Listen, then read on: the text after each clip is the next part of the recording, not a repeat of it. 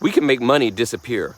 Think back about how the money just came out of nowhere, really. You know, people had gold, and so then they didn't want to be carrying around all these hunks of gold, because who has the strength or energy to be carrying around all those riches you got? So then somebody can hold on to that for me. Somebody I can trust with money. Somebody that has enough money that obviously I could trust them. And so I give them the gold, and they give me this little receipt that says that I have gold with them, and then I can trade that around. And then they realize, well, we could institute this thing called fractional banking, where if somebody brings me 100 pieces of gold, I can write them this paper of saying, yeah, you've got 100 pieces of gold here that we are holding for you, and you could trade that around. But how about if we only hang on to 10% of that? Because then we'll pour that money back into the economy, to the people. We'll help the people by spreading 90% of that gold back around, so that folks can be able to, you know, do things. We'll loan them money, and then they can just pay us back that money,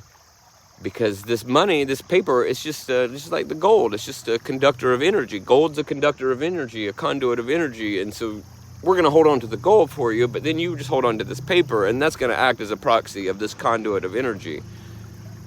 It's not a conduit of energy. It's a conduit of debt.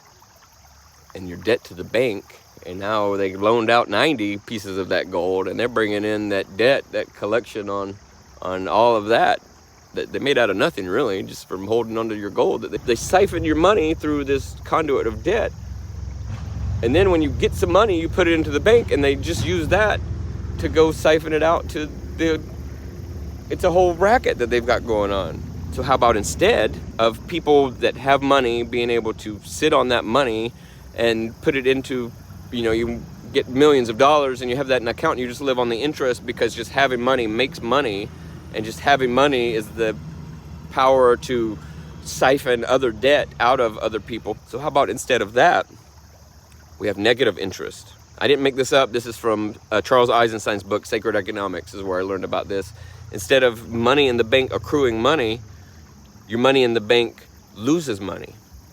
I know that sounds crazy, but then that encourages you to actually send that money out there to invest, to give it to people, to keep it flowing. If this is a conduit of energy, and people that have money just hoard money and sit on it and only live on the money that comes in on the interest of the people that they're siphoning this debt from, of course there's not going to be enough energy out here, because this is a conduit of energy, and it's all being held by a small percentage of the folks, while we're starving and convincing ourselves that we're the energy hogs.